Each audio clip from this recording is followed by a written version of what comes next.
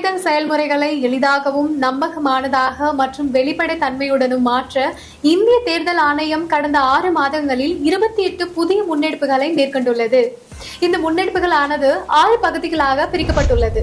அரசியல் கட்சிகளுடனான இணைந்த செயல்பாடுகள், தேர்தல் முறைகளுக்கான தூய்மைப்படுத்துதல், தொழில்நுட்பத்தின் பயன்பாடு, வாக்காளர் பட்டியலின் துல்லியம், வாக்களிப்பதை எளிதாக்குதல் மற்றும் திறன் மேம்பாடு ஆகியனவாகும்.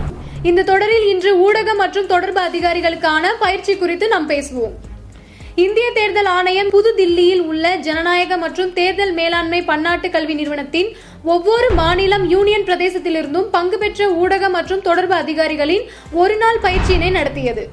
ஊடக மேலாண்மை, சமூக ஊடக உத்திகள் மற்றும் தேர்தல் செயல்முறை தொடர்பான பொது தொடர்பு ஆகியவற்றில் பங்கேற்பாளர்களின் திறன்களை வலுப்படுத்துவதை இந்த பயிற்சி நோக்கமாக கொண்டுள்ளது. அடுத்த காணொலியில் இந்திய தேர்தல் ஆணையத்தால் மேற்கொள்ளப்பட்டுள்ள பிற முன்னெடுப்புகளை பற்றி காண்போம்.